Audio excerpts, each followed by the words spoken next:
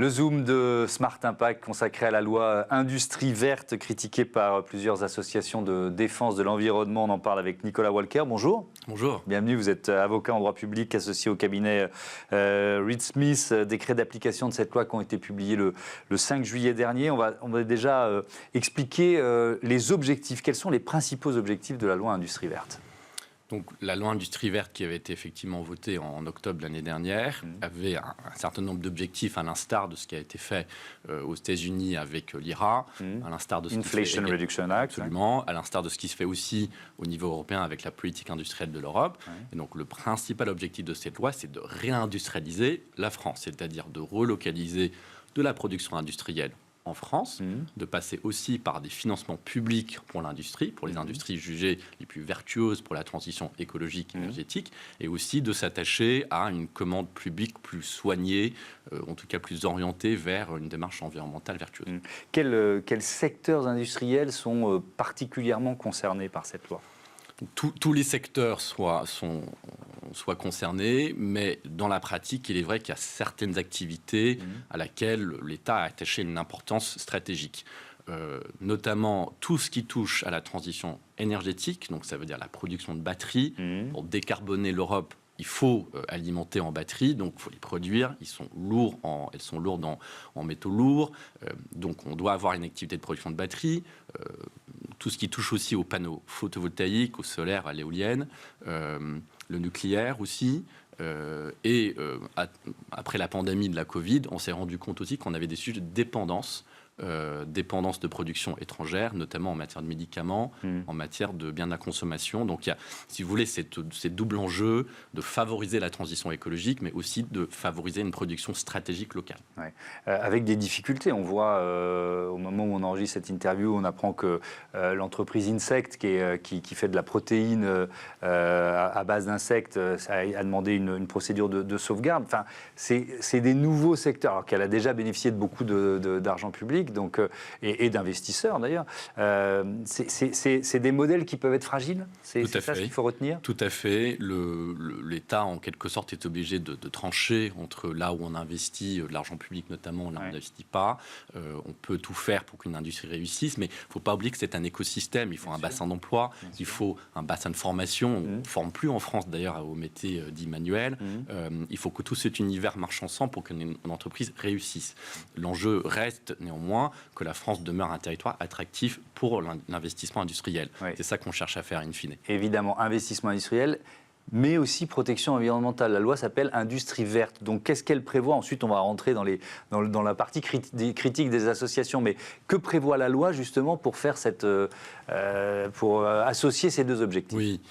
C'est vrai que souvent on a tendance à opposer d'ailleurs l'écologie et l'industrie. Enfin, c'est une vision en tout cas qu'on a pu avoir par le passé. Je ne pense pas qu'il faille nécessairement y voir une opposition. En revanche, c'est-à-dire que pour faire les industries de demain, pour faire les industries qui vont aider l'Europe à atteindre la neutralité carbone, il faut produire, il faut passer par une production industrielle, il faut passer par des productions industrielles locales. Et donc, ce que cherche à faire la loi, tant bien que mal d'ailleurs, c'est de simplifier les procédures administratives pour les industriels. On constate qu'en France, en moyenne, on passe 2 ans à faire une instruction administrative d'un projet stratégique majeur industriel. Ce que les industriels jugent trop long, trop coûteux. Et donc, pour répondre à cet enjeu-là, l'État a beaucoup simplifié les procédures administratives. Et donc, il y a plusieurs décrets, 3 décrets qui sont incriminés par les associations Zero Waste et Notre Affaire à tous. Quel décret, sur quoi portent les critiques ? Donc je tiens à dire que je ne conseille pas les associations en cause. Enfin, les écrits ne sont pas encore publics. Un certain nombre de communiqués de presse ont été en revanche publiés. Les griefs sont au nombre de 3 essentiellement. D'abord, on critique un aspect assez technique dans l'environnement qui touche aux installations classées, donc aux activités industrielles autorisées par les préfectures. Et auparavant, on exigeait des industriels des garanties financières. Notamment au moment de la mise à l'arrêt d'une activité, pour éviter à ce que l'État se trouve avec la note. Donc on avait réfléchi, beaucoup d'industriels trouvaient ça comme un frein à l'investissement. On constatait aussi qu'on finalement on les mettait peu en œuvre, ces garanties financières, et donc on les a supprimées, ce que les associations estiment comme un recul de la protection, notamment financière de l'État en matière de la protection environnementale. Le deuxième sujet critiqué touche aux espèces naturelles dites protégées. Donc on a en Europe des listes d'espèces, de faune et de flore protégées car en voie de disparition, et on interdit tout simplement à ce qu'on perturbe leurs habitats, leurs aires de reproduction. Et alors la loi, dans son objectif de simplification, pourrait mettre en danger certaines de ces espèces ? En fait, par différents moyens de procédure, dont le détail n'est pas forcément très important, on permet de qualifier à l'avance certains projets industriels, dits stratégiques, on permet d'outrepasser, en quelque sorte, certaines de ces protections. Bon, ce n'est pas tout à fait vrai. On doit quand même garantir un niveau de protection minimum. Mais il sera peut-être un peu plus faible. Plus facile, plus vite et, on va dire, plus automatique d'outrepasser certaines normes de ces protections. Il y a aussi un principe qui est très important. La terminologie fait parfois grincer des dents, mais c'est le principe du pollueur-payeur ou alors de la responsabilité élargie du producteur. Est-ce que la loi grignote ce principe ou pas ? Ce que disent les associations, effectivement, c'est oui. En tout cas, on peut constater un affaiblissement procédurier, peut-être de ces aspects-là. Le principe, en revanche, n'est pas remis en cause. Le fond de nos droits n'a pas changé. Le pollueur doit être celui qui assume les conséquences. Effectivement, on a pu remanier certains aspects purement administratifs du processus, mais il n'en reste pas moins qu'effectivement, les associations y voient une sorte de non-respect du principe de la non-régression en matière environnementale. Qu'est-ce qui va se passer ? Ça veut dire qu'il y a des procédures qui vont être lancées. On sait que notre affaire à tous a porté un certain nombre de procédures. Donc on rentre dans un processus judiciaire, là ? Tout à fait. Donc, on est au stade de ce qu'on appelle le recours gracieux. Donc on est allé demander au gouvernement de prendre une nouvelle décision, de revenir sur les décrets qui ont été pris. En règle générale, ça ne se fait pas comme ça. Donc on porte un recours juridictionnel devant le Conseil d'État, qui est la Cour administrative suprême française, et le Conseil d'État va être amené à juger si les décisions prises par le gouvernement, si ces aspects de remaniement de procédure sont ou non légales. Est-ce qu'il faut, alors je vais me placer du côté des associations et par ma question aussi du côté de l'État et de cet objectif de réindustrialisation. Je voudrais votre avis d'expert. Est-ce qu'il faut forcément détricoter le droit de l'environnement pour atteindre l'objectif de réindustrialisation ? Ou est-ce que finalement, on peut faire en sorte que ce soit compatible ?